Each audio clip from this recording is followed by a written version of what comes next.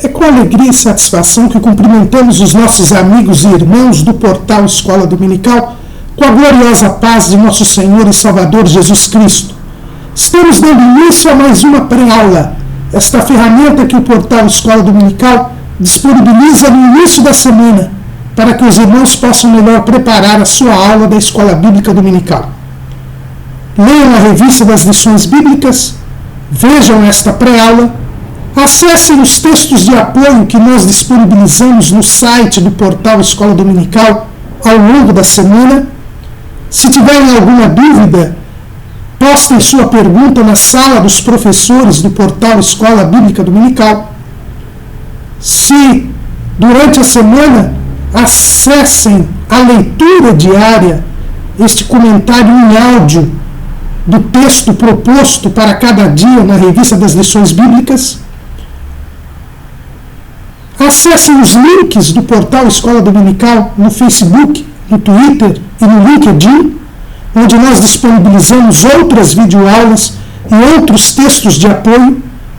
E no sábado à noite, às 19 horas, horário de Brasília, o irmão é convidado a assistir à transmissão ao vivo da aula ministrada no estudo preparatório para os professores e amigos da Escola Dominical, na Igreja Evangélica Assembleia de Deus, Ministério do Belém, na sede aqui em São Paulo.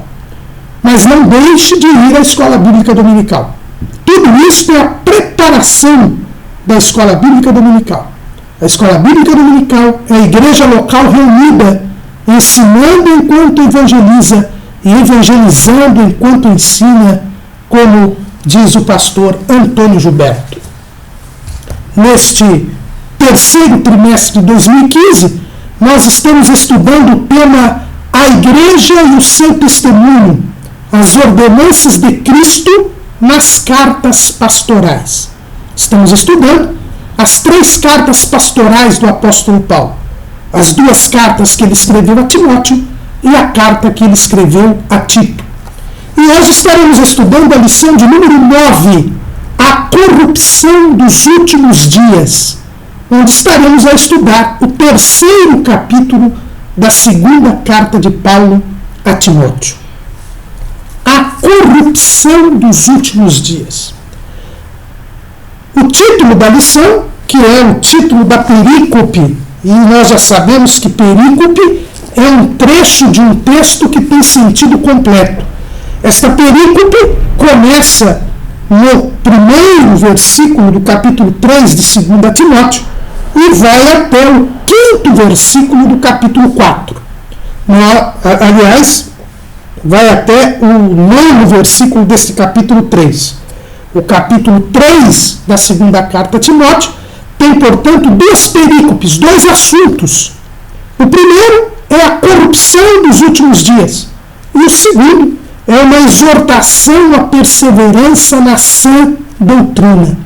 Nós estaremos estudando o 3º capítulo, então nós estaremos estudando a corrupção dos últimos dias e também esta exortação à perseverança na sã doutrina, deixando o final da 2ª perícope, que são os 5 versículos do capítulo 4, para a próxima lição, dentro daquele objetivo que traçamos aqui neste estudo da 2ª carta de Paulo a Timóteo, de estudar um capítulo por lição. A corrupção dos últimos dias. E, para entendermos bem o que o apóstolo Paulo quer dizer a Timóteo e à igreja em geral, precisamos definir o que seja corrupção. No Brasil, todos nós, quando falamos em corrupção, lembramos de propina, lembramos de pagamento de propina, lembramos da política, porque, lamentavelmente, o nosso país é o protagonista da corrupção, neste sentido de pagamento de dinheiro em troca de vantagens a agentes públicos. Mas a palavra corrupção não tem apenas este significado. Pelo contrário, a palavra corrupção, no seu sentido primeiro, é um antônimo de geração. Geração é criação. é vir à existência. Quando nós somos formados, nós somos gerados. Quando há a união do espermatozoide com o óvulo, é gerado um ser humano. Geração é criação, é vir à existência. E o contrário de geração é corrupção. O que é a corrupção? É a degeneração. É o desfazimento. É o desmonte. É deixar de existir. A corrupção, portanto, leva ao fim da existência, enquanto a geração é o início da existência. Deus nos gera, Deus nos gerou, Deus nos trouxe à existência. Mas o pecado elimina esta comunhão que nós tínhamos com Deus. Retira esta vida, nos separa de Deus. A geração leva a vida, a corrupção leva à morte. E o título da nossa lição é A Corrupção dos Últimos Dias. O ser humano, ao cair no pecado, ele passou para um processo de corrupção. O próprio Deus diz que esta corrupção do ser humano está demonstrada na própria vida física do ser humano. O que disse Deus? Lá no capítulo 3 do livro do Gênesis, no versículo de número 19. No suor do teu rosto comerás o teu pão, até que te tornes a terra, porque dela foste tomado, porquanto és pó, e em pó te tornarás. Aí está a corrupção física do homem. O homem, sendo pó, ao cair no pecado, deveria tornar ao pó. Ou seja, o seu corpo se corromperia, voltaria a não mais existir. É esse o sentido de corrupção. Corrupção é a tendência à morte. Corrupção é o resultado da degeneração. É o sentido inverso da geração. É por isso que quem crê em Jesus Cristo, ele, de Jesus, nasce de novo. É por isso que Jesus disse que quem crê em mim passa da morte para a vida. Porque quando nós somos gerados por Deus, nós temos em nós a natureza pecaminosa. Quando nós adquirimos a consciência, nós nos corrompemos. Porque inevitavelmente nós pecamos. Nós temos esta natureza depravada. Mas quando nós cremos em Jesus, quando nós adquirimos pela palavra a fé e cremos em Jesus, nós somos gerados de novo. É por isso que o apóstolo Pedro, lá na sua primeira carta, no capítulo 1, no versículo 23, ele diz: sendo de novo gerados, não de semente corruptível, mas da incorruptível, pela palavra de Deus, viva e que permanece para sempre. E é por isso também que o apóstolo Paulo, na segunda carta aos Coríntios, no capítulo 5 e no versículo 17, ele diz assim que se alguém está em Cristo, nova criatura é. As coisas velhas já passaram, eis que tudo se fez novo. E Paulo, escrevendo também a Tito, no capítulo 3, no versículo 5, ele diz: não pelas obras de justiça que houvéssemos feito, mas segundo a sua misericórdia, nos salvou pela lavagem da regeneração e da renovação do Espírito Santo. Quando nós cremos em Jesus, nós deixamos de nos corromper, porque nós somos gerados de novo, nascemos de novo, ganhamos vida. E aí, nós que caminhávamos para a morte, voltamos a caminhar para a vida. Então, quando nós falamos em corrupção, nós estamos falando no caminho para a morte. Nós estamos falando em degeneração, que ocorre por causa do pecado. Paulo, como vimos na lição passada, quis reanimar o seu filho na fé, Timóteo.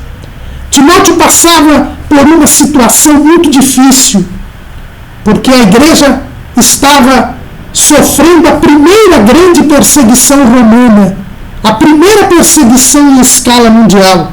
E por conta dessa perseguição, Paulo estava preso em Roma.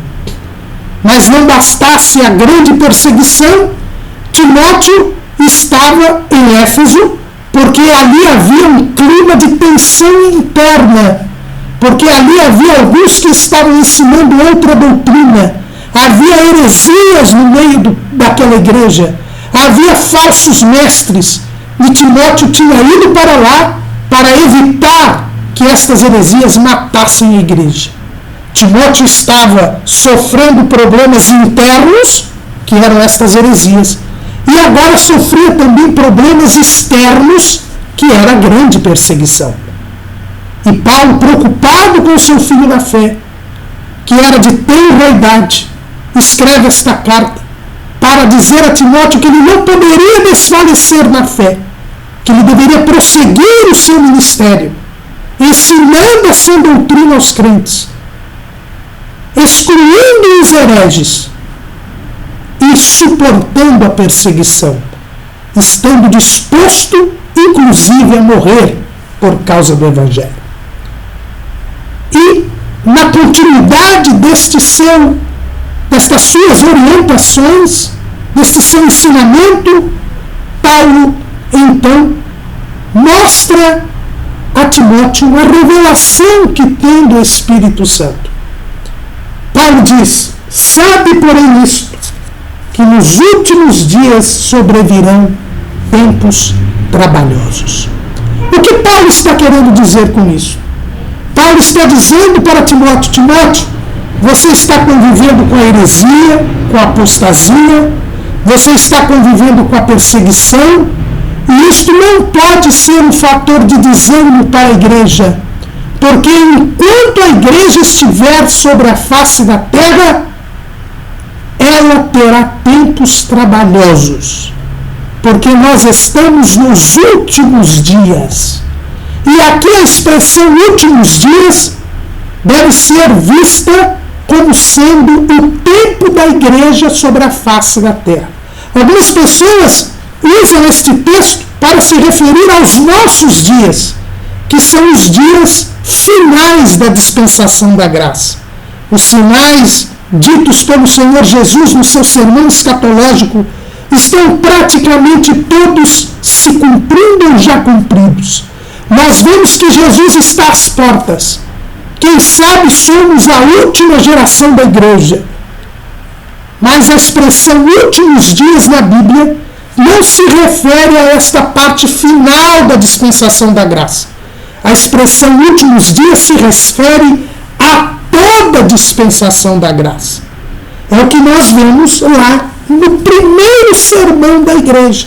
No dia de Pentecostes, o apóstolo Pedro, quando a igreja era inaugurada, já diz que nós estávamos nos últimos dias.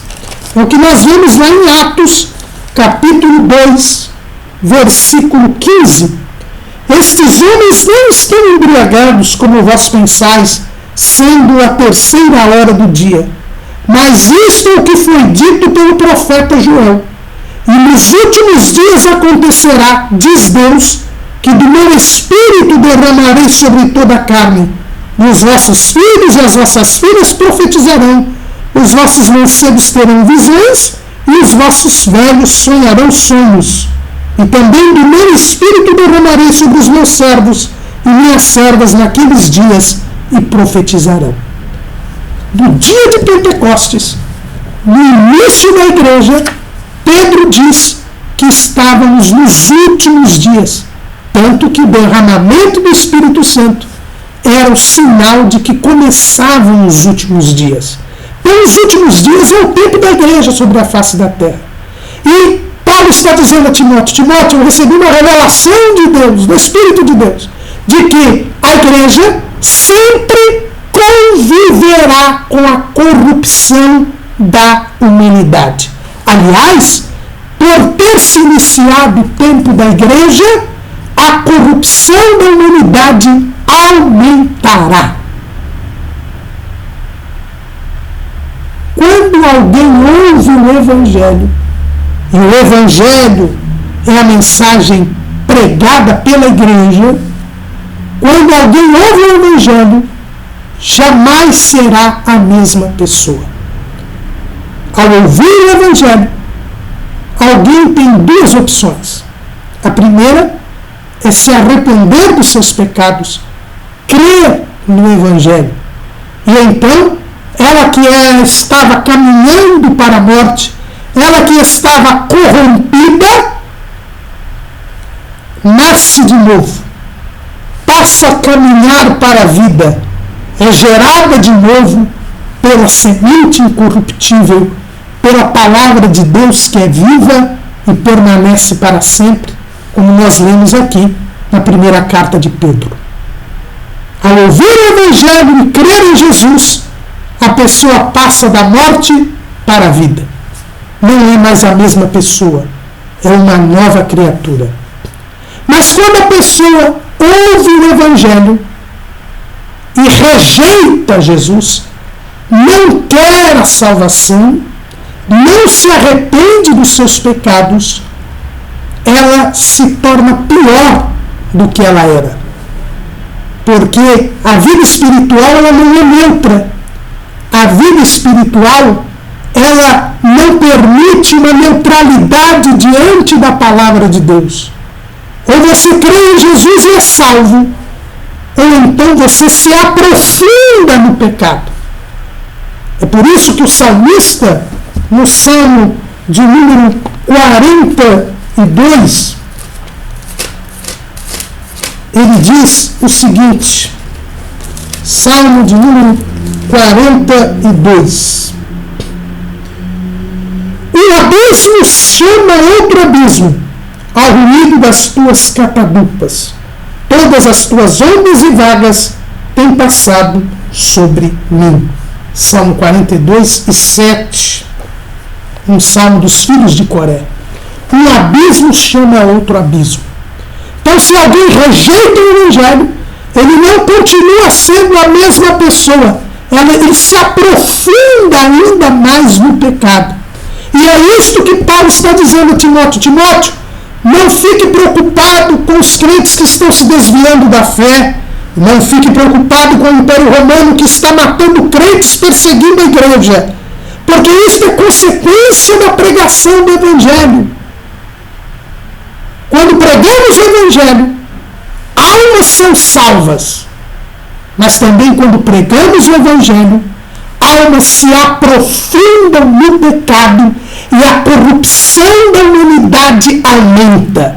E é por isso que Jesus diz lá em Mateus 24:12, e por se multiplicar a iniquidade, o amor de muitos esfriará. A corrupção da humanidade não é total, porque existe a pregação do Evangelho. A igreja é sal da terra e luz do mundo. E não haverá corrupção total enquanto a igreja estiver na terra pregando o Evangelho. Mas a corrupção aumentará por causa da evangelização. Então não é verdade que a evangelização conquistará o mundo. Não é verdade que pela evangelização todo mundo se converterá. Não. Pela evangelização, alguns se converterão, alguns nascerão de novo, e alguns convertidos e nascidos de novo pregarão o Evangelho e impedirão a corrupção total da humanidade. Mas a aqueles que rejeitarem o Evangelho aprofundar-se-ão no pecado. O pecado vai aumentar exatamente por causa da rejeição do Evangelho.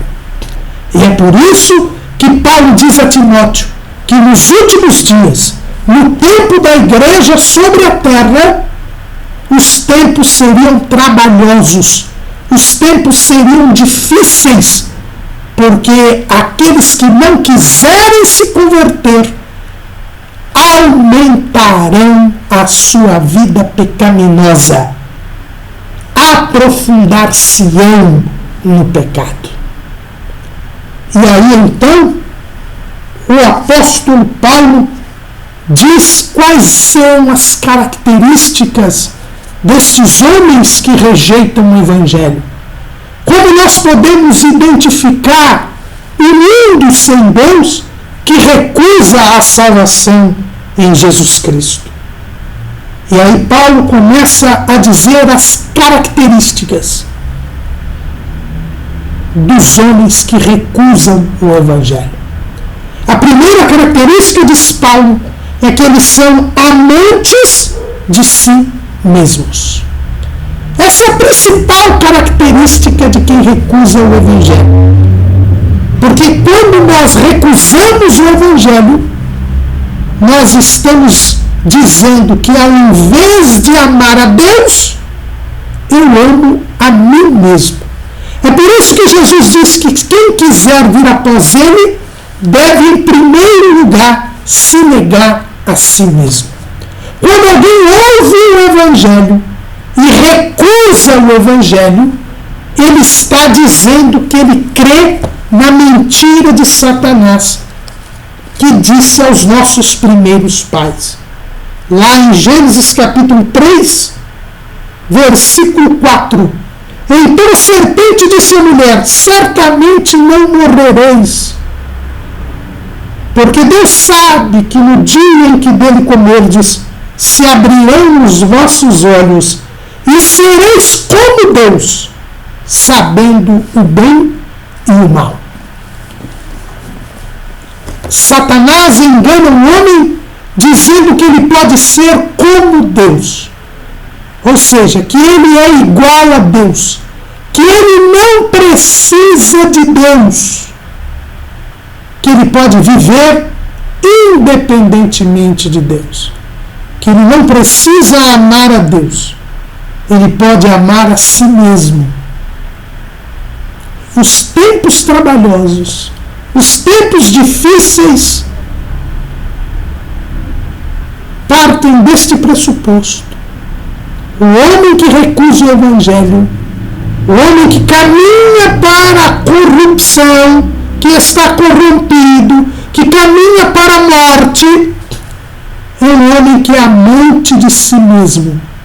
Ele vive como se Deus não existisse. Ele vive como se ele fosse Deus.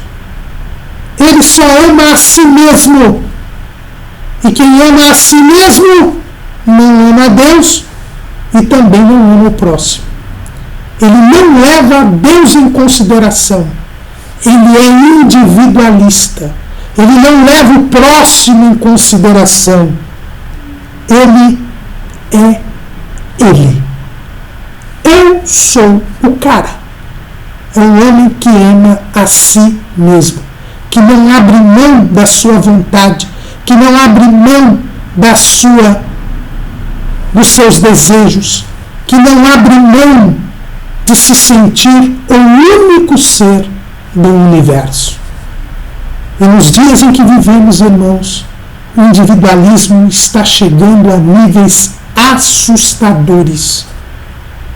Há pessoas que se dizem crentes e que colocam um adesivo em seus carros, que é o suprassumo desta mentalidade individualista dos nossos dias, dos últimos dias, e que nos nossos dias atinge o seu apogeu. O decalque diz: Deus deu uma vida a cada um para que cada um cuide dela. Esse é o suprassumo do individualismo.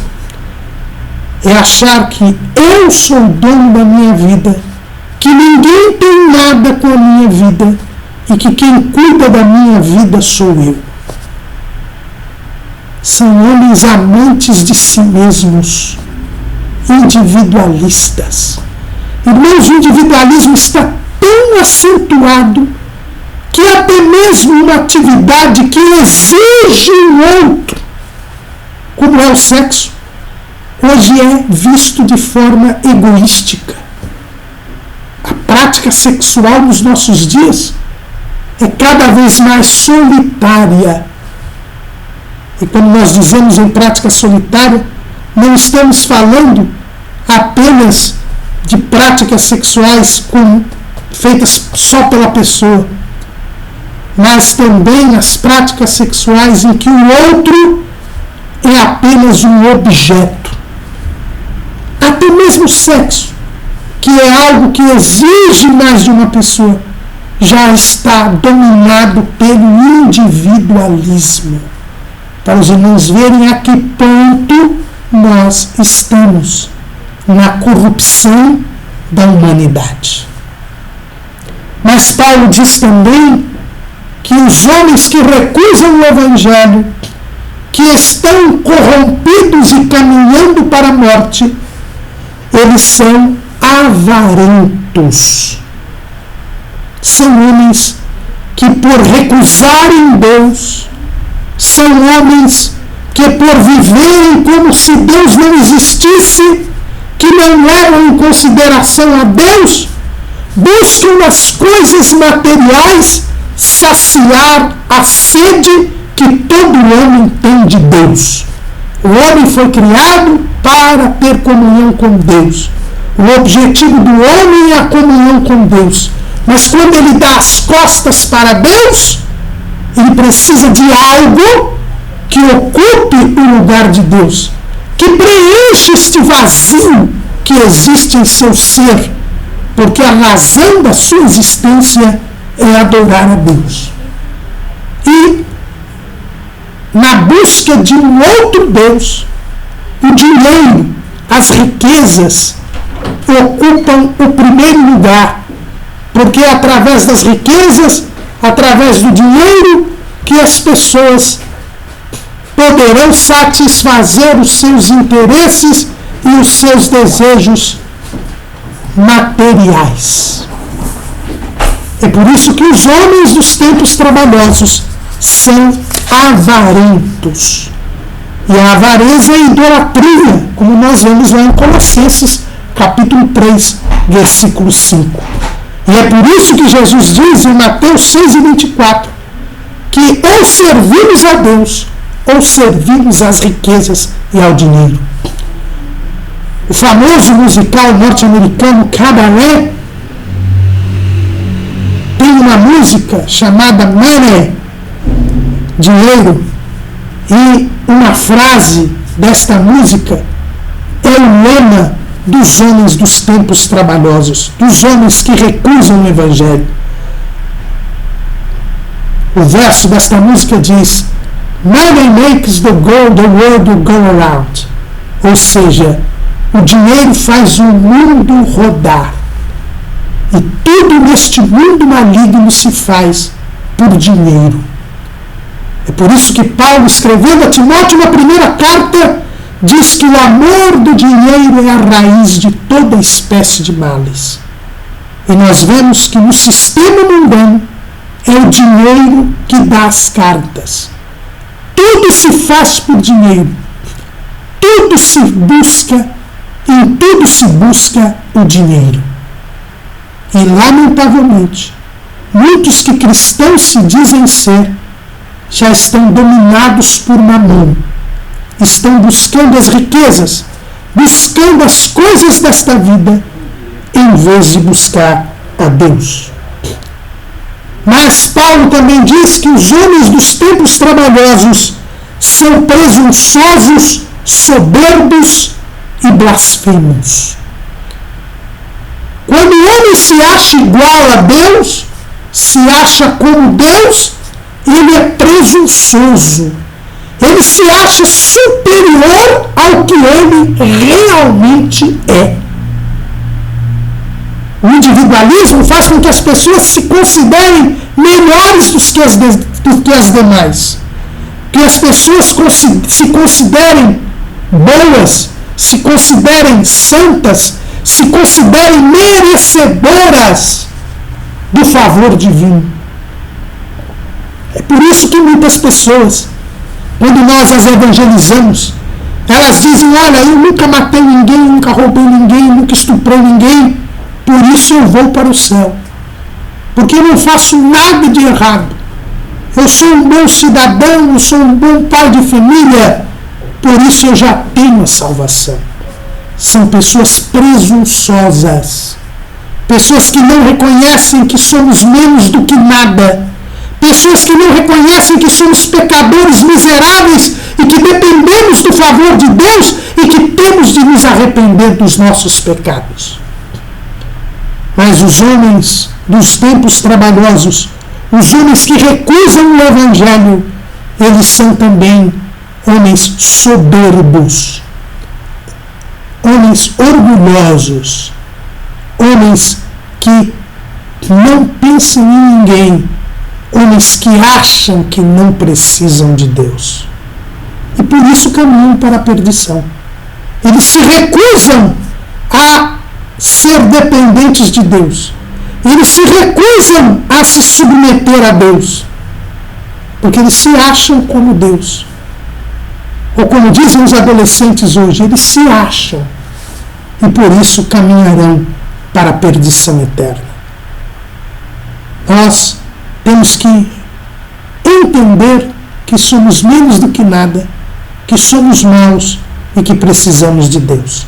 É por isso que Jesus diz no Sermão do Monte, no Sermão das Bem-aventuranças, que é a introdução do Sermão do Monte, ele começa dizendo: bem-aventurados os pobres de espírito, porque deles é o reino dos céus. Ser pobre de espírito é precisamente ser humilde, é não ser soberbo, é reconhecer que se precisa de Deus. Mas também os homens dos tempos trabalhosos, os homens que recusam o Evangelho, eles são blasfemos, ou seja, eles ofendem a Deus, eles não temem a Deus, eles não respeitam a Deus, eles são desobedientes a Deus. O próprio apóstolo Paulo diz que ele, antes de se converter, era blasfemo. Ele diz lá em 1 Timóteo 1,13: a mim que dantes fui blasfemo, e perseguidor e opressor. O blasfemo é aquele que ofende a Deus, é aquele que não respeita a Deus. E nós vemos nos dias de hoje quantas pessoas fazem questão de desafiar a Deus, de menosprezar e desprezar as coisas sagradas, fazem questão de desrespeitar o nome de Deus e tudo quanto diga respeito a Deus. Estas paradas do orgulho gay, por exemplo, quantas cenas nós temos de ofensa e de desrespeito a Deus ou a tudo que faça lembrar a Deus. São os dias trabalhosos que nós estamos a viver. Mas os homens dos tempos trabalhosos, os homens que recusam o Evangelho, são também, diz Paulo, desobedientes a pai e mãe. Os pais são os representantes de Deus aqui na terra, para cada um de nós. Nós vivemos sob autoridade aqui nesta terra. Deus constitui autoridades. E a primeira autoridade que Deus constitui são os nossos pais, que são participantes com Deus da nossa vinda à existência. É por isso que um dos mandamentos é honrar a pai e mãe. Nós devemos honrar o nosso pai e a nossa mãe, porque eles são coparticipantes da nossa geração. Agora, quando o homem que recusa o Evangelho é corrompido e está caminhando para a morte, está se degenerando, é natural que ele desrespeite e desobedeça aos pais, porque os pais são um símbolo da geração. Os pais são participantes na geração, e o homem está na degeneração, o homem está na corrupção, e é evidente que, estando no sentido contrário do que representam pai e mãe, ele vai desobedecer e desrespeitar, desonrar o pai e a mãe. E nos dias que nós vivemos hoje, a rebeldia contra o pai e a mãe é elogiada. O desrespeito ao pai e à mãe é incentivado e estimulado, a começar das escolas. E o sistema educacional trágico brasileiro, que não ensina a ler nem a escrever, está ensinando os nossos filhos a desobedecer a pai e mãe. A doutora Damares Alves, que tem denunciado estes desvios ideológicos do nosso sistema educacional, mostrou bem num vídeo, há uns 3 anos atrás, como, diante daquele kit game, daquelas cartilhas obscenas que estão querendo impor aos nossos filhos na escola, é dito para os professores ensinarem os filhos a esconderem este material dos seus pais. É um estímulo e um incentivo à desobediência a pai e mãe. É um incentivo à rebeldia. Um projeto anticristão de poder que nos governa desde 2003 neste país tem como uma das suas bases a destruição da família. E para se destruir a família, se estimula e se incentiva os filhos a desobedecerem pai e mãe. São os homens que recusam o Evangelho. É a corrupção dos últimos dias. Mas Paulo diz que estes homens que recusam o Evangelho também são ingratos.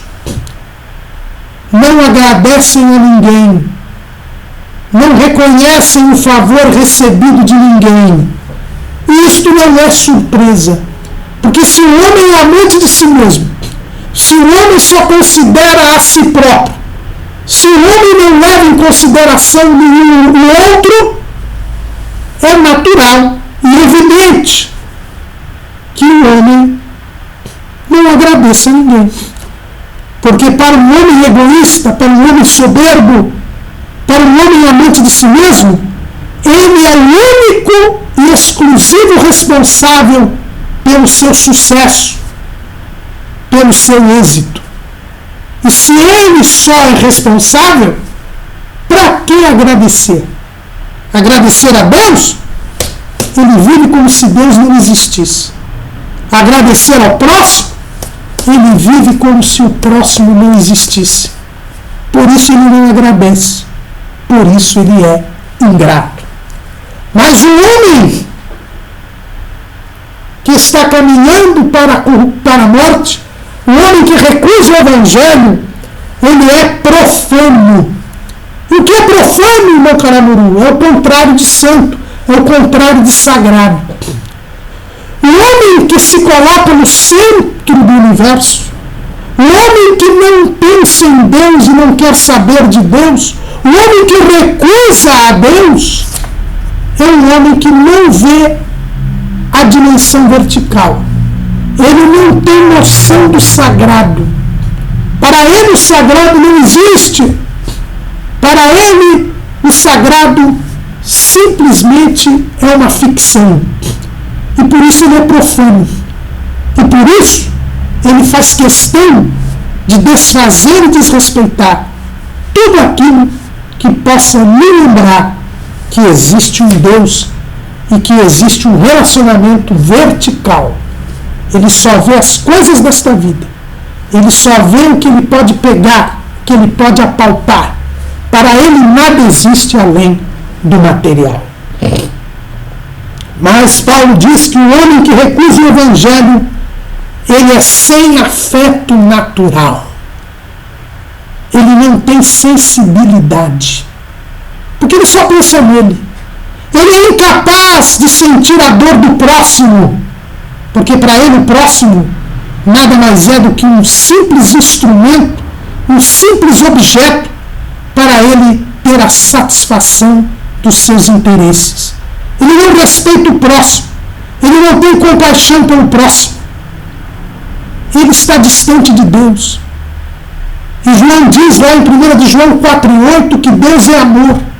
E se este homem recusa Deus, recusa o Evangelho, não quer ter contato com Deus, vive como se Deus não existisse, ele não ama ninguém. Ele não sente nada por ninguém. Ele só pensa em si mesmo. E é por isso que ele não tem afeto natural. Mas também diz Paulo que o homem destes tempos trabalhosos, o homem que recusa o Evangelho, ele é irreconciliável. Ele não pede perdão e ele não perdoa ninguém. Ele não admite nenhuma composição, nenhuma reconciliação. E nem poderia ser diferente. Se ele se considera superior aos outros, se ele se considera o centro do universo, se ele se acha como Deus, ele acha que não erra. E se ele não erra, não tem por que pedir perdão. E também ele ninguém perdoa, porque ele acha que os outros lhe são inferiores. Os outros existem apenas para satisfazer os seus interesses. E por isso, se alguém errou, se alguém me contrariou, ele simplesmente elimina. É como se não existisse. Ele morreu para mim. Por isso ele não perdoa. São irreconciliáveis. Irmãos, esse é um dos motivos porque no mundo inteiro a justiça não consegue dar conta dos litígios e dos conflitos. Porque não há perdão, não há reconciliação. E todos querem se sobrepor ao outro. E por isso vão às cortes, vão aos juízes, não fazem acordos, porque são irreconciliáveis. E é por isso que o aparelho judiciário está falido. Mas Paulo diz também que o homem que recusa o Evangelho, o homem dos tempos trabalhosos, ele é caluniador. Ele não pensa duas vezes em acusar falsamente alguém. Ele não pensa duas vezes em violar a honra, a fama de alguém. Porque ele não considera o outro. Ele quer a sua própria prevalência. Ele quer o seu próprio sucesso. E se para ter sucesso, ele deve mentir a respeito de alguém, difamar o próximo, ele não pensa duas vezes. Ele mente, ele injuria, ele calunia, ele difama o outro para destruir a honra e a fama e o respeito do outro, para poder ter vantagem. Mas o homem dos tempos trabalhosos, o homem que recusa o Evangelho, ele também é incontinente. Ele não consegue conter os seus instintos. Ele não consegue conter os seus desejos pecaminosos. Ele tudo faz para satisfazer estes desejos que, incontrolados, jamais alcançam satisfação. Ele é insaciável. Ele é dominado pela concupiscência. E o que é a concupiscência? É precisamente este desejo carnal incontrolado. É por isso que os homens estão hoje aprofundados na prostituição, aprofundados na droga, aprofundados no crime, na violência, porque eles não se contêm. Aprofundados na ganância, porque eles não se contêm. Eles são dominados pela carne, pelos desejos pecaminosos, e jamais se fartam. Mas os homens dos tempos trabalhosos, Os homens que recusam o Evangelho também são homens cruéis. Como eles são insensíveis, como eles estão embrutecidos, como eles não sentem nada por ninguém, eles têm prazer em fazer os outros sofrerem. Eles têm prazer em ver o sofrimento do outro e, através desse sofrimento do outro que eles impõem sobre o outro, eles se sentem superiores. É como se o sofrimento do outro, a humilhação do outro, fosse a prova de que eles são o centro do universo, de que eles são um verdadeiro Deus. E quando nós vemos a violência e a criminalidade dos nossos dias, que é intensa no Brasil, por causa mesmo do projeto anticristão de poder, que facilita a criminalidade,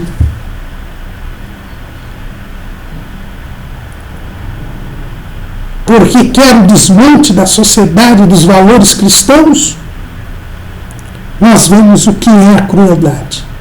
Quantos crimes hediondos, quanta maldade são os homens que recusam o Evangelho. Mas Paulo diz que o homem dos tempos trabalhosos, ele também é traidor. Ele não cumpre com os compromissos assumidos. Ele é infiel. Ele não é de confiança. E por que ele não cumpre os compromissos assumidos? Porque para ele, só ele existe. Porque tudo que ele faz é para o seu próprio bem. Ele não leva em consideração o próximo. E por isso ele trai com uma facilidade muito grande. Se os seus interesses não são satisfeitos com o compromisso que ele assumiu, ele simplesmente rompe o compromisso para satisfazer os seus interesses. Mas Paulo diz também que o homem que recusa o Evangelho, o homem dos tempos trabalhosos, ele é obstinado. E quando nós falamos em obstinação, e nós colocamos aqui em nosso esboço as palavras de Hans Buch, no comentário Esperança de 2 Timóteo, ele diz o seguinte: o que são as pessoas obstinadas? São as pessoas precipitadas, aventureiras. O termo é derivado de assaltar, agir precipitadamente sob a pressão das paixões, sendo alvo algo errado. Pessoa obstinada é aquela pessoa precipitada. É aquela pessoa que decide sem pensar, porque ela está sob a pressão das paixões. É aquela pessoa que faz atos movido pelos seus desejos pecaminosos. São pessoas que não pensam, pessoas que não raciocinam, pessoas que são movidas pelos seus próprios interesses e pelas suas próprias paixões. E como já dizia o saudoso pastor Severino Pedro da Silva, o verdadeiro servo de Deus não pode ser precipitado, porque o precipitado, ele vai de abismo em abismo. E o saudoso pastor Severino Pedro dizia que o primeiro ser precipitado é o diabo. O diabo foi expulso dos céus e jogado nas regiões celestiais. Das regiões celestiais será jogado sobre a face da terra. Da face da terra será jogado no abismo, onde ficará preso por 1000 anos. Depois voltará à face da terra, mas depois será lançado no lago de fogo e enxofre. O caminho da precipitação é o caminho da perdição, da corrupção, é o caminho da morte. Por isso devemos ser comedidos, moderados e temperantes. Mas Paulo diz que os homens dos tempos trabalhosos, os homens que recusam o Evangelho, eles também são orgulhosos e mais amigos dos deleites do que amigos de Deus. E esta é uma característica dos homens que recusam o Evangelho. Eles são amigos do mundo. E quem é amigo do mundo é inimigo de Deus. É o que diz Tiago lá no capítulo 4, versículo 4. Adúlteros e adúlteras, não sabeis vós que a amizade do mundo é inimizade contra Deus? Portanto, qualquer que quiser ser amigo do mundo, constitui-se inimigo de Deus. E João diz na sua primeira carta, no capítulo 2, versículo 15, não ameis o mundo, nem o que no mundo há. Se alguém ama o mundo, o amor do Pai não está nele. Os homens que recusam o Evangelho, eles amam o mundo, e por isso eles são mais amigos dos prazeres, mais amigo do que existe no mundo, do que amigo de Deus. Eles são orgulhosos, eles são cheios de si, eles dizem que não precisam de Deus, e por isso são inimigos de Deus. O caminho da corrupção é o caminho contrário da vida. Deus é vida, Deus é amor, e quem caminha no caminho da morte é inimigo de Deus, porque recusou o Evangelho. E o Evangelho que é? É o poder de Deus para a salvação de todo aquele que crê. O Evangelho é a mensagem que crida nos leva à amizade com Deus, porque Jesus veio restaurar a amizade do homem com Deus. Foi isso que Deus disse lá no Éden. E porém inimizade entre a serpente e a mulher. Porém inimizade entre o homem e o diabo. E restaurarei a amizade entre o homem e Deus. Mas quem recusa o Evangelho é porque quer continuar sendo inimigo de Deus. Everett Harrison, que escreveu o comentário Moody de 2 Timóteo, ele diz o seguinte, e nós colocamos em nosso esboço. Pense na cláusula conclusiva que nos reporta a primeira característica. Quem são os homens orgulhosos? São os homens cheios de si. Isto resume os pecados que fluem do amor ao ego e que estão em agudo contraste aos amigos de Deus. Charles Spurgeon, ao ver estas características que Paulo diz a respeito dos homens que recusam o Evangelho, ele diz: esta é a fotografia da idade atual. E eu não tenho dúvida de que Paulo falou dela quando então o espírito de profecia estava sobre ele. Este é o verdadeiro lema da presente era. Sempre aprendendo e nunca podendo chegar ao conhecimento da verdade. Quando se caminha para a morte, quando se recusa o Evangelho, se é amante de si mesmo, avarento, presunçoso, soberbo, blasfemo, desobediente a pai e mãe, ingrato, profano, sem afeto natural, irreconciliável, caluniador, incontinente, cruel, traidor, obstinado, orgulhoso e mais amigo dos deleites do que amigos de Deus. E após descrever estes homens, Paulo diz a Timóteo que eles têm aparência de piedade, mas negam a sua eficácia.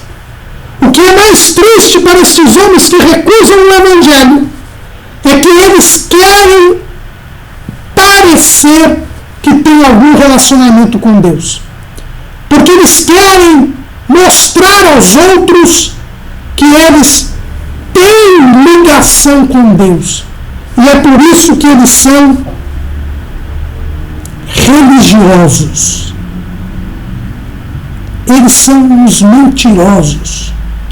Eles fingem ter um relacionamento com Deus, quando na verdade, por recusarem o Evangelho, por viverem como se Deus não existisse, não querem nada com Deus. E é isto que é a religiosidade. A religiosidade falsa, a religiosidade externa, a religiosidade vazia, é um fingimento, é a hipocrisia religiosa. E Jesus, no seu sermão mais duro, que foi o sermão que fez aos escribas e fariseus, que está lá no capítulo 23 do Evangelho segundo escreveu Mateus, ele mostra toda a sua indignação com esta hipocrisia religiosa. E a palavra hipocrisia vem do grego hipokrites, hipócrita. E quem era o hipócrites? Era um ator, aquele que encenava no teatro da Grécia.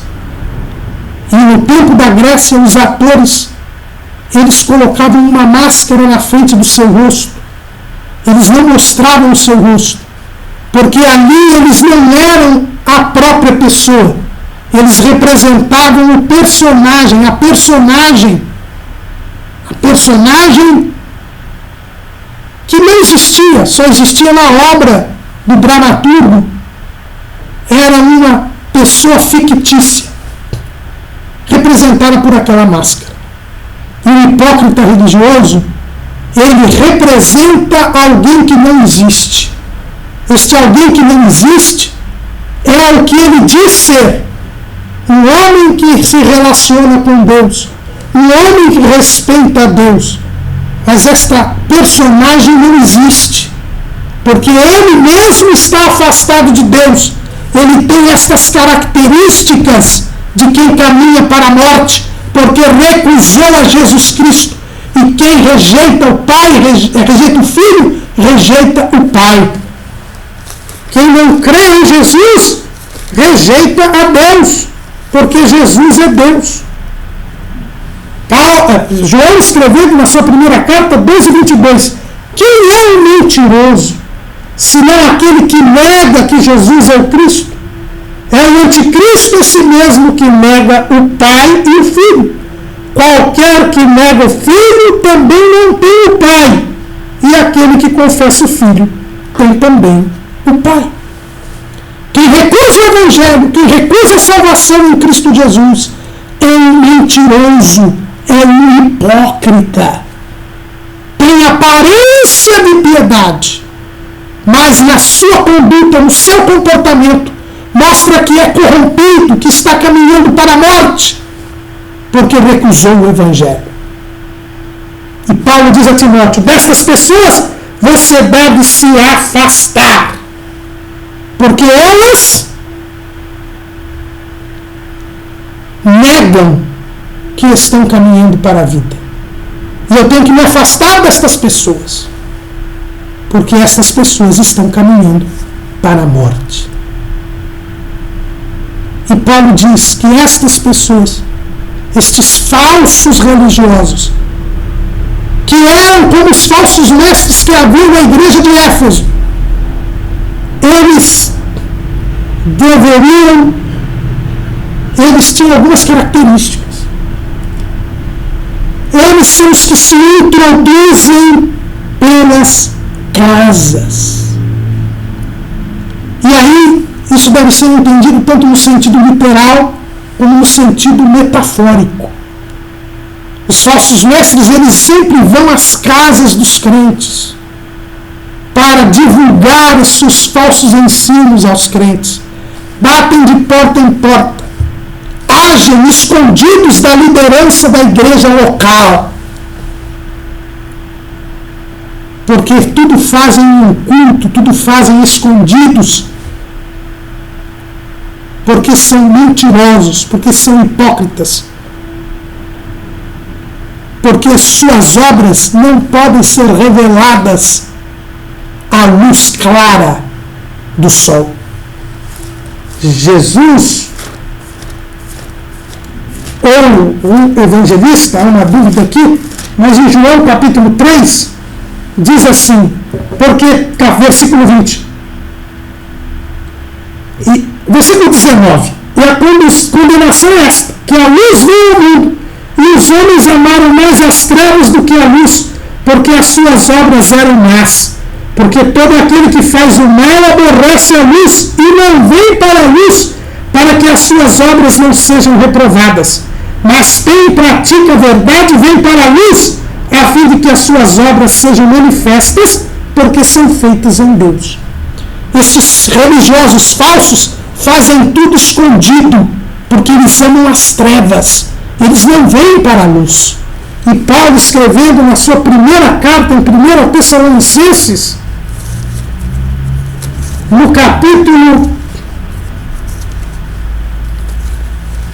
5, ele diz assim: porque todos vós sois filhos da luz e filhos do dia. Nós não somos da noite nem das trevas. 1 Tessalonicenses 5 e 5. Estes se introduzem pelas casas, porque suas obras são más. Eles querem fazer tudo escondido, tudo em segredo. Por isso, meu caro obreiro, não permita trabalhos clandestinos dentro da igreja. Esteja sempre ciente do que está sendo feito na sua igreja, principalmente nos lares. É muito bom fazermos os cultos nos lares. É uma forma importante de evangelização, mas tudo tem que ser feito à luz do dia. Nada em segredo, nada em oculto. Porque os falsos religiosos, diz Paulo, eles se introduzem pelas casas, fazem as coisas às escondidas.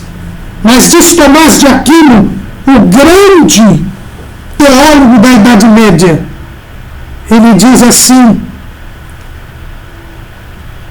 quando fala a respeito deste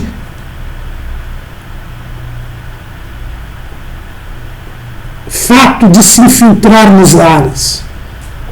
Ele diz assim: Paulo mostra a sua maldade dizendo: aqueles que entram nas casas.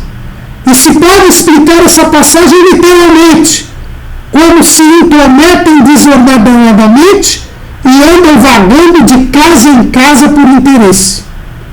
Ou por casa pode ser entendido metaforicamente a consciência. Portanto, aqueles que se introduzem nas casas são os que astutamente querem saber os segredos da consciência para enganar os outros. Introduzir-se nas casas é tentar descobrir os segredos das consciências das pessoas para pervertê-las, para enganá-las. Os falsos religiosos, eles atuam às escondidas. Mas não é só isso. Paulo diz que eles cativam mulheres nessas carregadas de pecados, levadas de várias concupiscências, que aprendem sempre e nunca podem chegar ao conhecimento da verdade. Aqui essa expressão mulheres no original grego quer dizer mulherzinhas, mulheres simples, mulheres que não valem nada. E a expressão mulher não deve ser interpretada literalmente. Aqui as mulherzinhas representam os seguidores dos falsos mestres. Não nos esqueçamos que a igreja é comparada a uma mulher. Ela é a noiva do Cordeiro. O noivo é Jesus, a noiva é a igreja. Mas aqui nós temos mulherzinhas, ou seja, pessoas que se deixaram enganar pelos falsos mestres, que abandonam o Evangelho, preferem seguir uma falsa religiosidade e por isso deixaram de ser a noiva do Cordeiro para serem mulherzinhas, mulheres ordinárias, mulheres que estão sobrecarregadas de pecados, que estão cativas. Jesus disse que quem o aceita, ele se torna livre. Lá no Evangelho segundo escreveu João, capítulo 8, diz assim: se pois o Filho vos libertar, verdadeiramente sereis livres. Mas ele também diz que todo aquele que comete pecado é servo do pecado. Quem abandona o Evangelho, quem recusa o Evangelho, e segue outra doutrina, segue os falsos religiosos, quem prefere ser hipócrita religioso a ser um verdadeiro e genuíno servo de Deus, ele se torna sobrecativo. Levam cativas mulheres nécias carregadas de pecados. Quem abandona o Evangelho, quem deixa a palavra de Deus por uma falsa religiosidade, por um falso ensino, ele se torna cativo.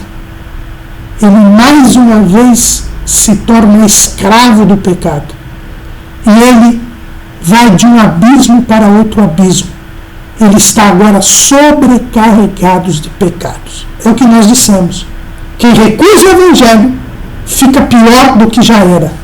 Agora ele está sobrecarregado de pecado. Pedro, ele fala desta realidade lá na sua primeira carta, no capítulo, ou melhor, na sua segunda carta, no capítulo 2, versículo 19. Ou melhor, versículo 18. Quando ele está falando dos falsos mestres, ele diz assim: porque falando coisas muito arrogantes, de vaidades, engodam com as suas concupiscências da carne e com dissoluções aqueles que se estavam afastando dos que andam no erro, prometendo-lhes liberdade, sendo eles mesmos servos da corrupção. Porque de quem alguém é vencido, do tal faz-se também servo. Porquanto, se depois de terem escapado das corrupções do mundo, pelo conhecimento do Senhor e Salvador Jesus Cristo, foram outra vez envolvidos nelas e vencidos, tornou-se-lhes o último estado pior do que o primeiro. Porque melhor lhes fora não conhecerem o caminho da justiça, do que conhecendo-o, desviarem-se do santo mandamento que lhes fora dado. Deste modo sobreveio-lhes o que por um verdadeiro provérbio se diz: o cão voltou ao seu próprio vômito, e a porca lavada ao espojadouro de lama. Quem abandona o Evangelho atrás dos falsos ensinos, quem crê nas heresias, vai para um estado pior do que tinha antes, mesmo de aceitar a Jesus. Ele fica sobrecarregado de pecados. Ele passa a ser um ignorante. Por isso que a Bíblia diz: são mulheres nécias, carregadas de pecados, levadas de várias concupiscências. E eu sei que os irmãos conhecem pessoas que se desviaram do Evangelho e que hoje estão piores do que antes de aceitarem a Jesus. São as mulherzinhas sobrecarregadas de pecados. Mas também Paulo diz a Timóteo que quem segue a falsa religiosidade, quem crê na heresia, quem abandona o Evangelho, é uma pessoa arrastada por diversos impulsos ou desejos, levadas de várias concupiscências, na versão Almeida Revista e Corrigida. É alguém que está completamente dominado pelo pecado. É a porca lavada que voltou ao espojadouro da lama. É o cão que voltou ao seu próprio vômito. E é por isso que vai de um abismo para outro. É por isso que é pior do que o outro. Porque está sendo arrastada por todos os impulsos e desejos pecaminosos. Porque abandonou o Evangelho. E por isso, diz Paulo, nunca são capazes de chegar ao conhecimento da verdade. Tem uma sede de aprender. Vão estudar tudo que é filosofia, tudo que é doutrina. Vão se aprofundar nas coisas do maligno, em magia negra, em mediunidade, em tanta coisa, irmãos. São as profundezas de Satanás, de que diz lá Jesus, quando ele escreve lá numa das cartas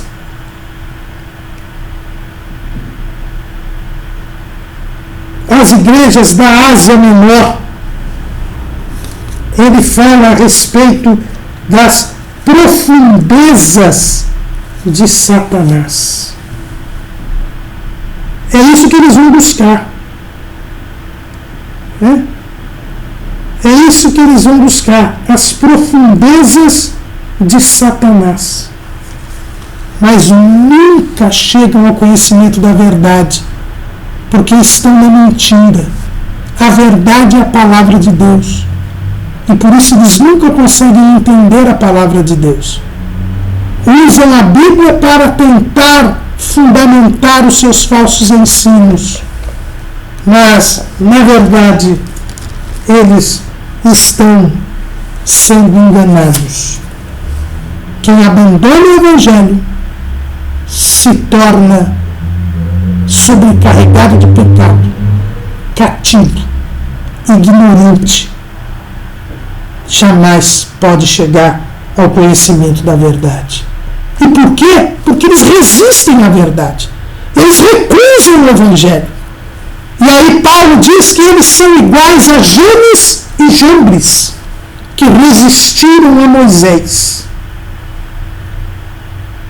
E eram homens corruptos de entendimento e réprobos quanto à fé.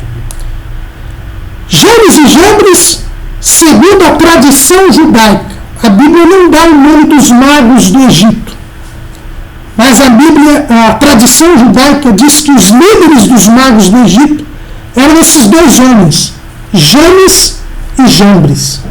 São nomes que em aramaico querem dizer, como diz William Hendrickson, Janes quer dizer o que seduz, e Jambres quer dizer o que provoca rebelião.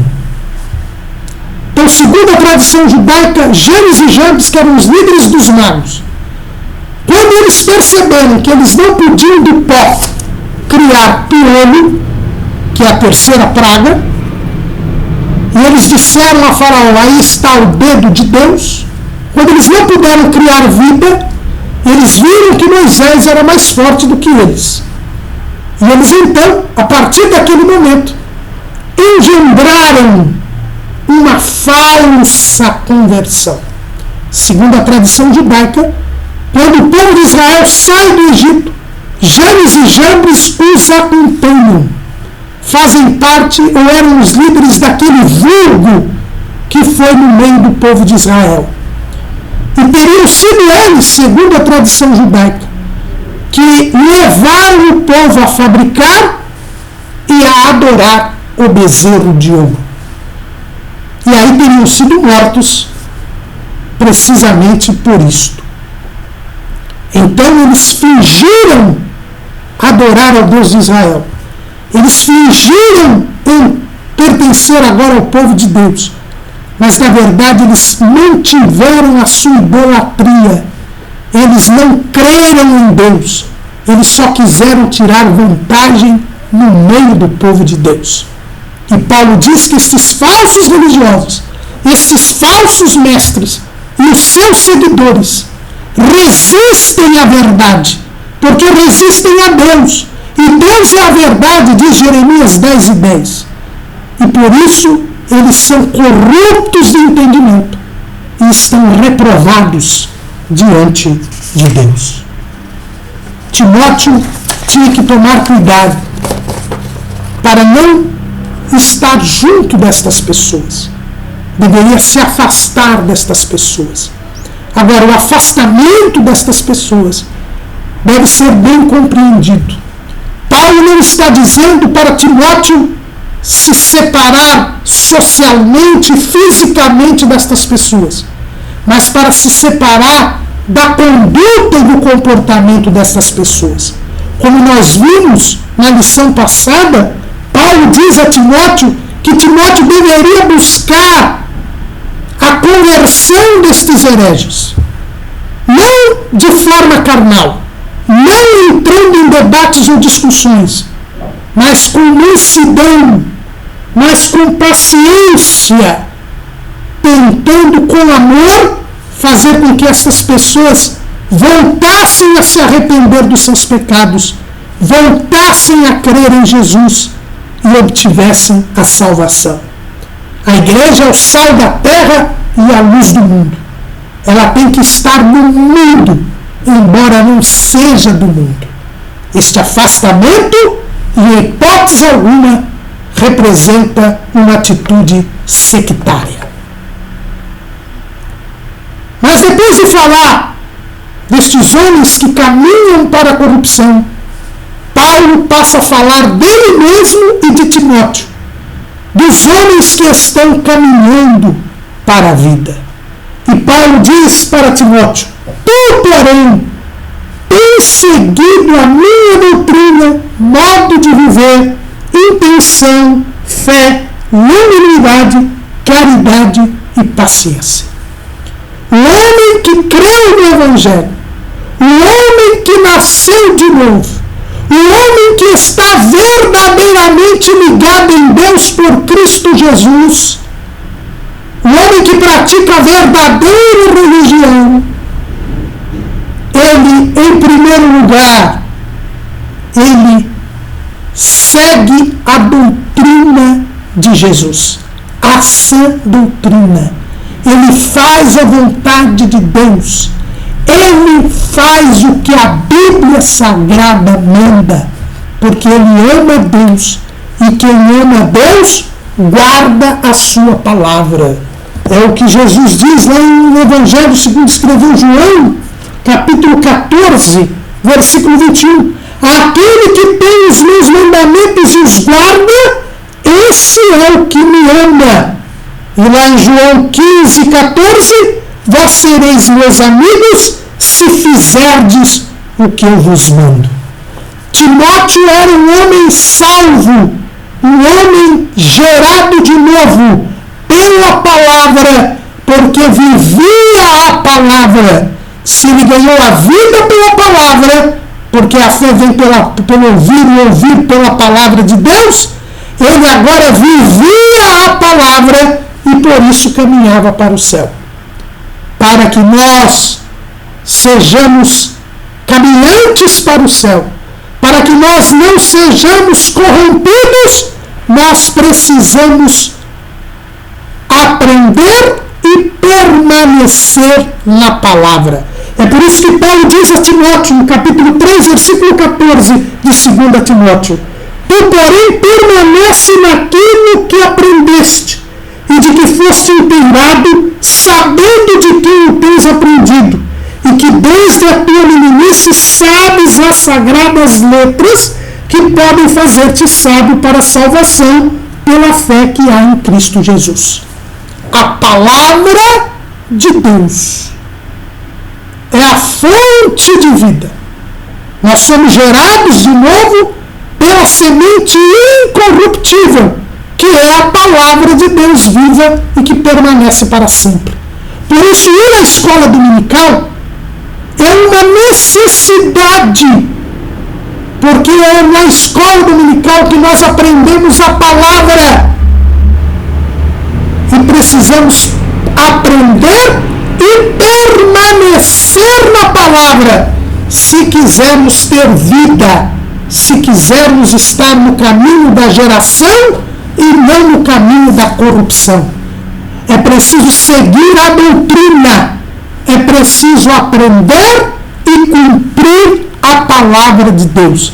É o que diz Tiago no capítulo 1 da sua epístola.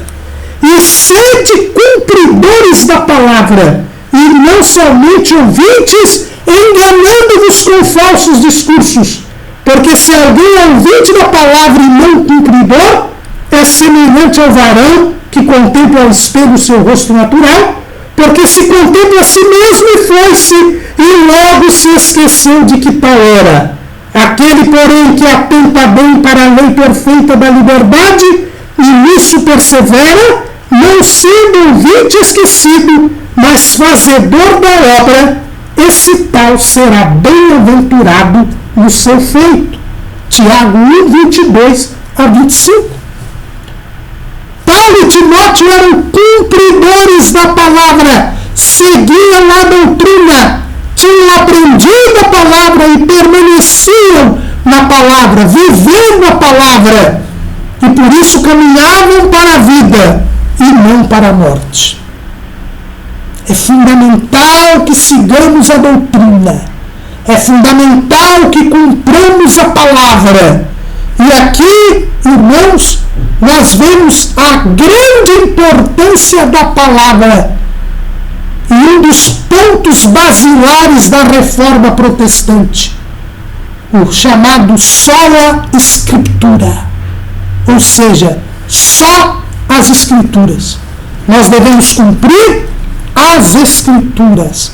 A palavra de Deus é a verdade. Tudo que sai das escrituras não é verdade, é mentira, e nós não podemos segui-la. É por isso que nós não podemos seguir a tradição. É por isso que a Igreja Romana está errada ao dizer que as escrituras têm origem na tradição e que a tradição é maior do que as escrituras, e que o magistério, o ensino da igreja é maior do que as escrituras. Isto não é verdade, porque o próprio Paulo diz que toda escritura é divinamente inspirada. A escritura vem de Deus, e a escritura está acima do nome de Deus. O que nós vemos lá no Salmo 138, no Salmo 138, no versículo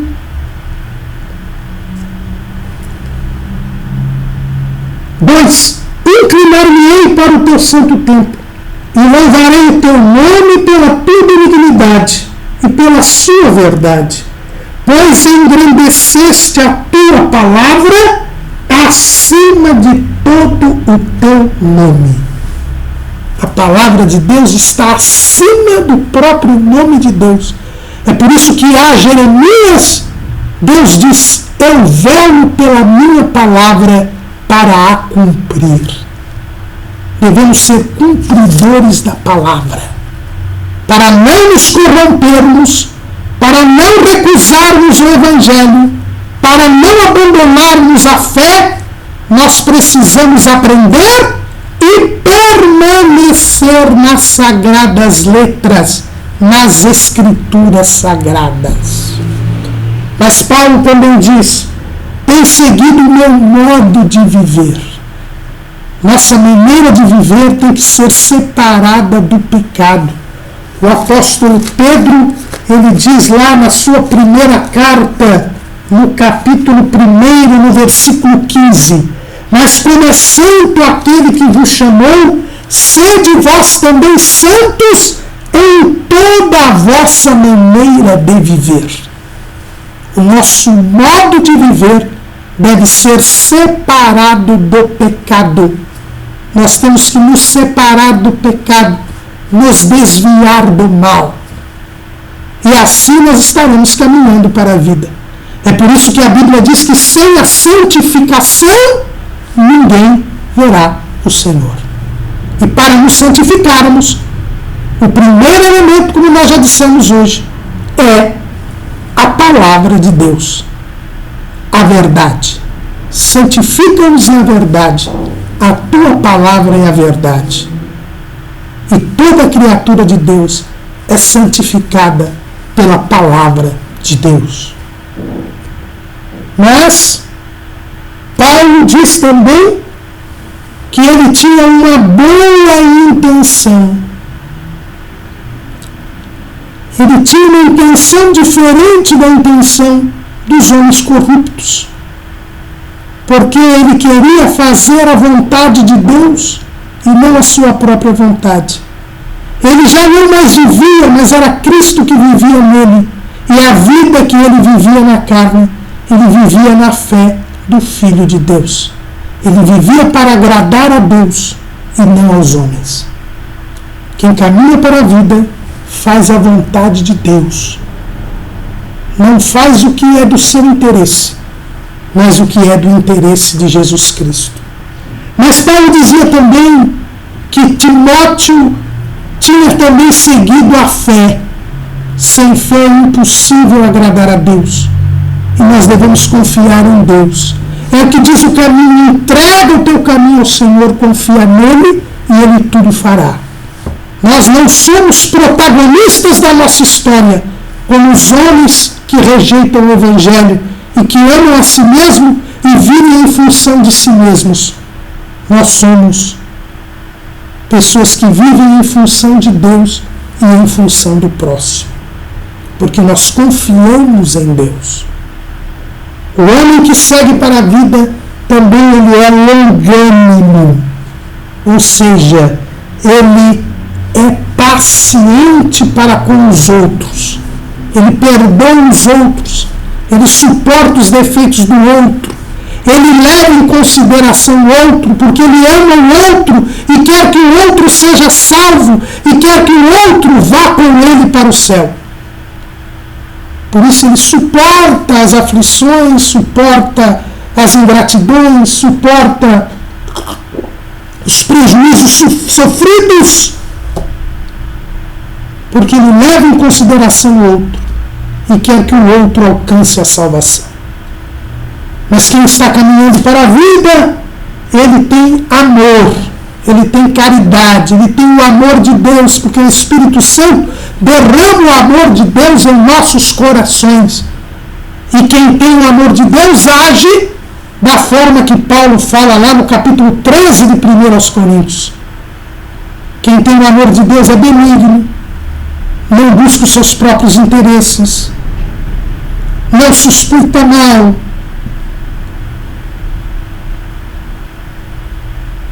quem ama, quem tem o amor de Deus, não é dado a contendas, não é cruel. Todas aquelas características que nós vemos lá em 1 Coríntios capítulo 13. E por fim, Paulo diz, você tem que ser paciente, ou seja, suportar os prejuízos sofridos, os males que se lhe acometem, sendo tardio em irar-se, e aguardar destas aflições, destes sofrimentos, a volta de Cristo. E aí Paulo lembra Timóteo que ele tinha intenção, tinha fé, tinha caridade, tinha paciência, tinha longanimidade, mas nem por isso ele deixou de ser perseguido e de viver em aflições. Paulo lembra para Timóteo, você agora está preocupado com a grande perseguição contra a igreja. Você agora está preocupado com as aflições que você tem por causa da perturbação doutrinária na igreja de Éfeso. Mas parece que você se esqueceu. Quantas perseguições e aflições me aconteceram em Antioquia, em Icônio e em Listra? Quantas perseguições eu sofri, mas o Senhor me livrou de todas. Desta última que eu estou sofrendo, Ele não vai me livrar, porque é a vontade dEle quem deve prevalecer. Mas você deve se lembrar que o servo de Deus, no mundo ele tem aflições. E que se há algo que é inevitável na igreja, é a perseguição e o sofrimento. E aqui nós vemos que o apóstolo Paulo contraria os falsos mestres, seja da teologia da prosperidade, seja da teologia da confissão positiva. O caminho da vida, o caminho de quem aceita o Evangelho, é um caminho de sofrimento, de aflição e de perseguição. Quando Jesus revelou o mistério da igreja, Ele disse, edificarei a minha igreja e as portas do inferno não prevalecerão contra ela. Jesus, logo que revelou a igreja, já disse que a igreja enfrentaria a oposição do maligno, que a igreja viveria em constante luta contra o mal, sendo perseguida, sendo oprimida, sendo atacada. Porque no mundo nós temos aflições. Nós somos um corpo estranho no mundo, porque nós somos de Deus e o mundo está no maligno. Está lá em 1 de João 5,19. E o que acontece quando um corpo estranho entra em nosso organismo. As células, os fagócitos, eles vêm e atacam o corpo estranho, o vírus, o gene, a célula cancerosa. Eles atacam, porque um corpo estranho, ele é rejeitado pelo organismo. A igreja é um corpo estranho no mundo. Ela está no mundo, mas ela não é do mundo. Por isso ela será sempre atacada. Por isso o crente sempre sofrerá aflições, sempre será perseguido, sempre terá que combater contra as hostes espirituais da maldade. Por isso, a vida de quem crê no Evangelho não é uma vida fácil, não é uma vida regalada. É uma vida de perseguição, de aflição e de sofrimento. Por isso Paulo diz, e também todos os que piamente querem viver em Cristo Jesus padecerão perseguições. Mas as perseguições, as aflições, não nos impedem de caminhar para o céu. São até uma confirmação de que nós estamos indo para o céu. Agora, aqueles que são corrompidos, aqueles que recusaram ou abandonaram o Evangelho, eles são homens maus e enganadores, que irão de mal para pior, enganando e sendo enganados. Esta é a triste realidade de quem recusa ou abandona o Evangelho. Ele é mau, e nós vimos todas as suas características malignas. Ainda que ele queira parecer justo diante dos homens, ele é mau. Ele interiormente está cheio de pecados, porque ele recusa a salvação, porque ele recusa a Jesus Cristo. Mas ele é enganador, porque ele está enganando os outros, mas ele também está enganando a si próprio, e ele também será enganado, achando-se como Deus, achando-se cheio de si. Na verdade, ele está se aprofundando no pecado, e quando acordar, será tarde demais.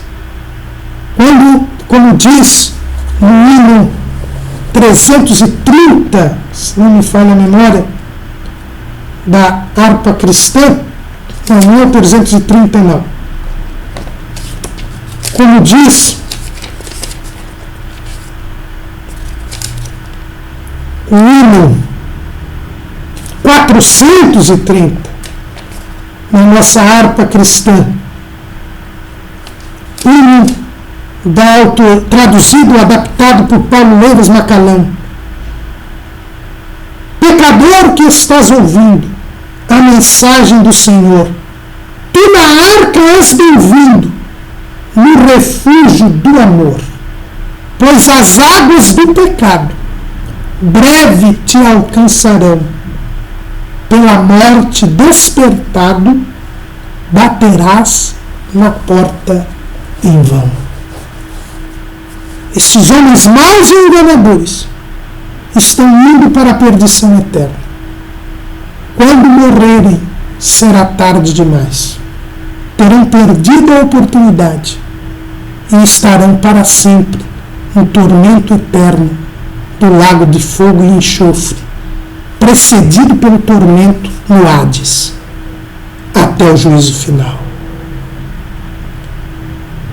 Devemos seguir as Escrituras, porque são elas que são proveitosas para ensinar, para redarguir, para corrigir e para instruir em justiça, para que o homem de Deus seja perfeito e perfeitamente instruído para toda boa obra.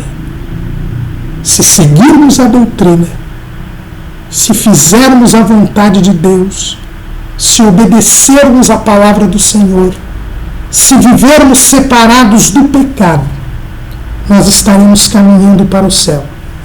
Aprenderemos, chegaremos ao conhecimento da verdade, porque a Escritura é proveitosa para ensinar. Seremos provados e até mesmo corrigidos, porque a Escritura é para redarguir, ou seja, ensinar de novo, e para corrigir quando nós erramos. Porque Deus corrige aquele a quem ama e aquele a quem ele tem por filho. E assim, instruídos em justiça, caminharemos até aquele grande dia, quando encontraremos o Senhor nos ares. Amém?